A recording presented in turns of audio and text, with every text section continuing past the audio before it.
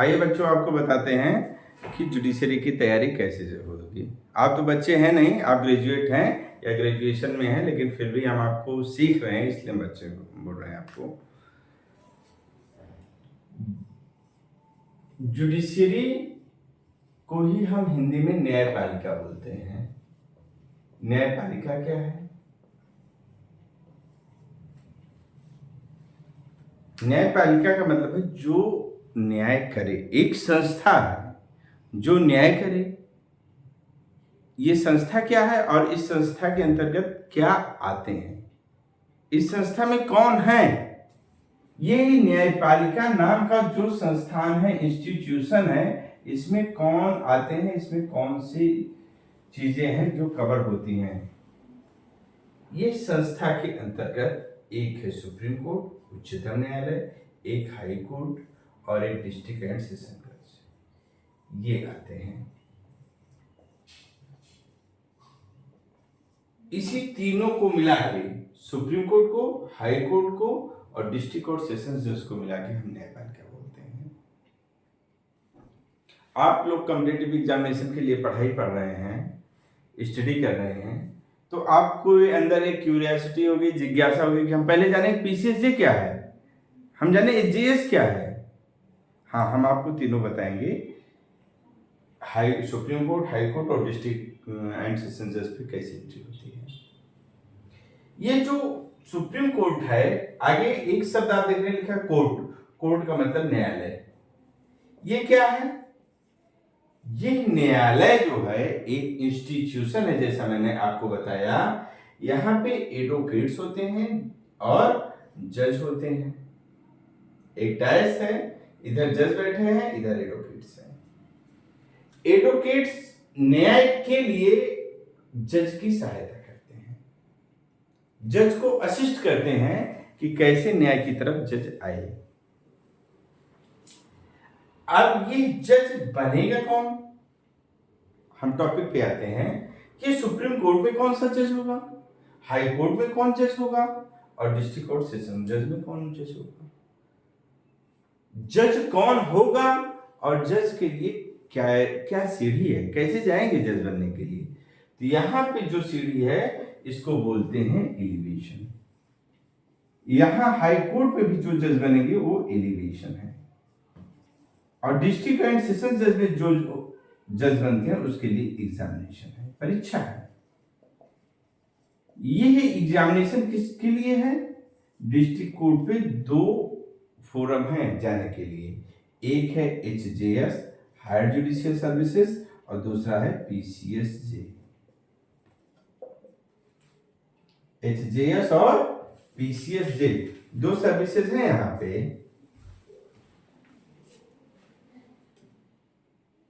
Elevation से supreme court पहुंचे, elevation से हाई कोर्ट पहुंचे और एग्जामिनेशन से डिस्ट्रिक्ट कोर्ट सेशन कोर्ट पहुंचे।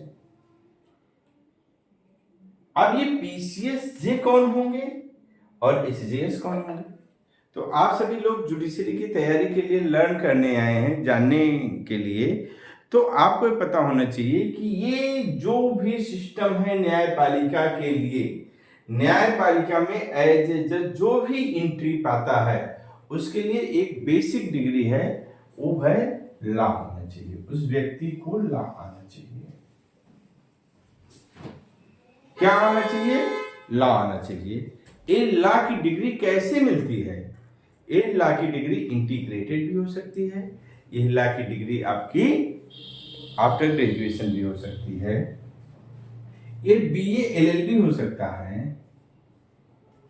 ये एलएलबी भी हो सकता है।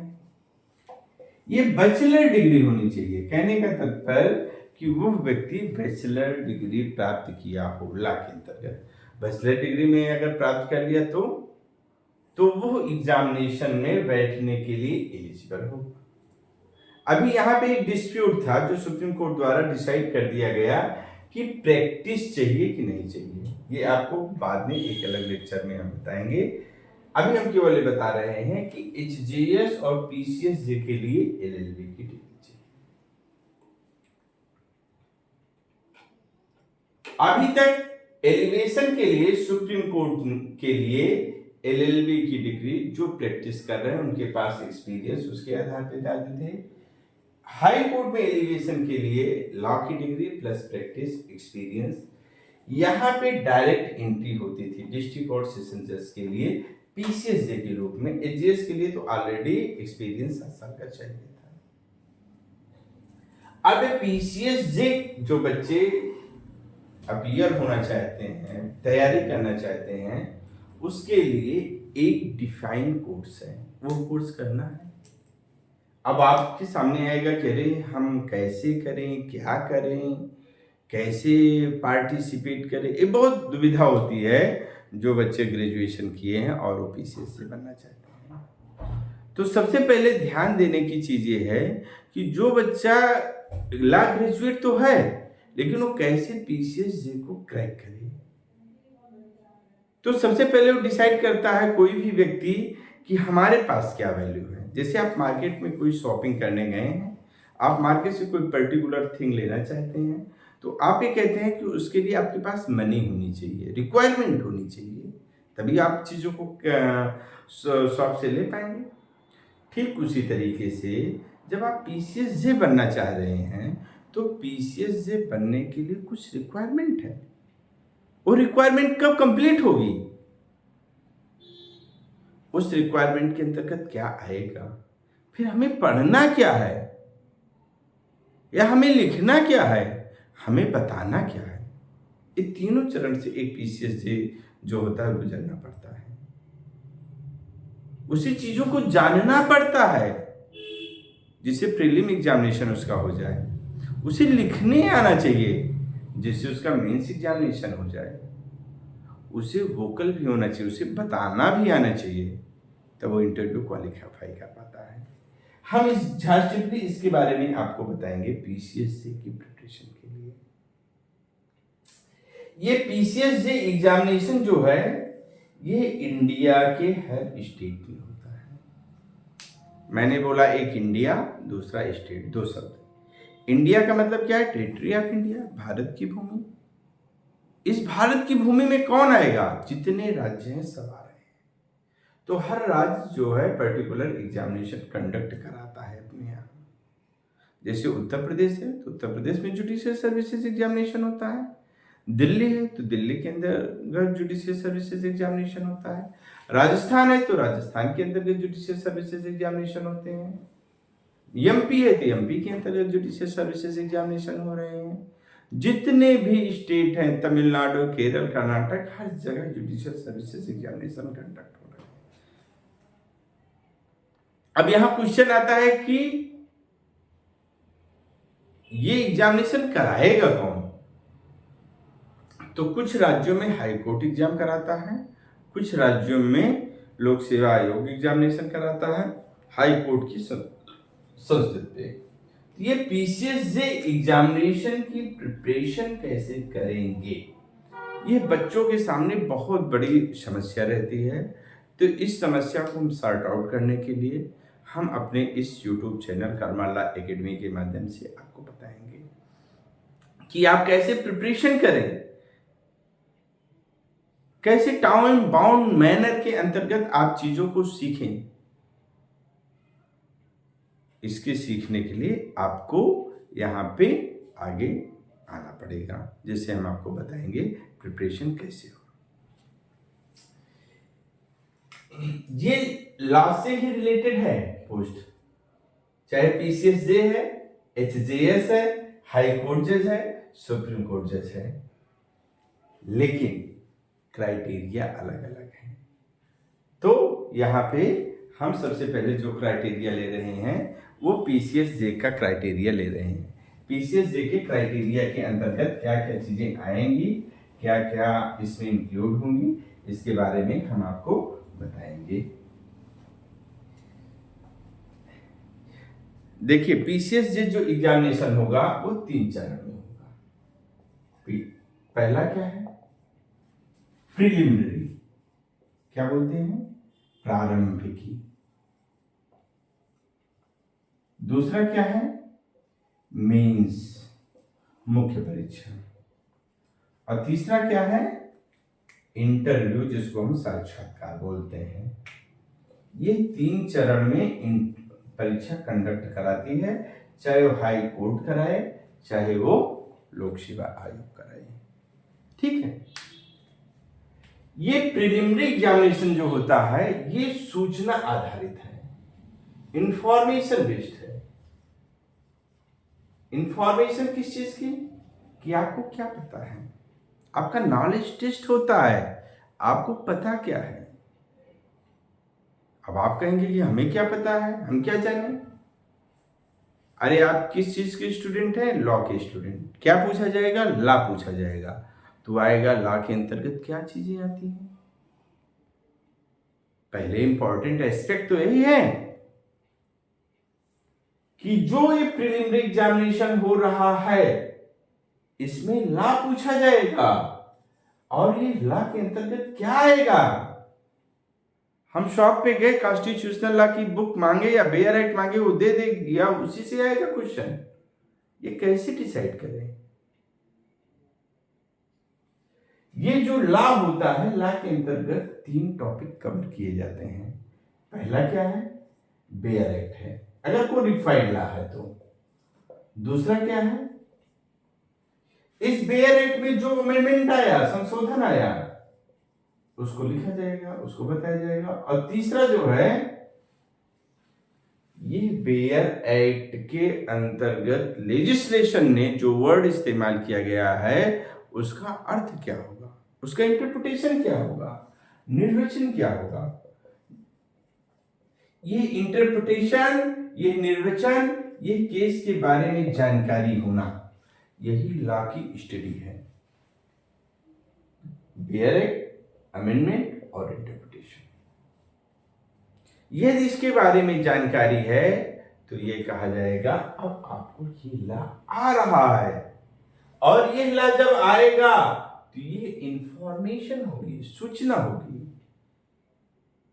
जैसे फॉर एग्जांपल, आप लोग लॉ स्टूडेंट हैं तो आपको पता होगा कि हम इंडियन कॉन्ट्रैक्ट एक्ट पढ़े हैं, आपको पता होगा हम कॉन्स्टिट्यूशन ऑफ इंडिया पढ़े हैं। पेरेंटल लॉ मेरा है कॉन्स्टिट्यूशन। आइए हम कॉन्स्टिट्यूशन लॉ के बारे में डिस्कस करते हैं, बताते हैं एक वर्ड लेके। जैसे प्रिम्बल है। प्रिम्बल क्या है? We the people of India, हम भारत के लोग, हम भारत के लोग। तो भारत का अर्थ क्या होगा? ये केस लॉ के द्वारा क्या डेवलपमेंट किया गया, इंडिया को कैसे डिफाइन किया गया, इसके बारे में जब हम थोड़ी स्टडी करते हैं तब हम जानेंगे। ये इंडिया शब्द कहां इस्तेमाल है? We the people of India.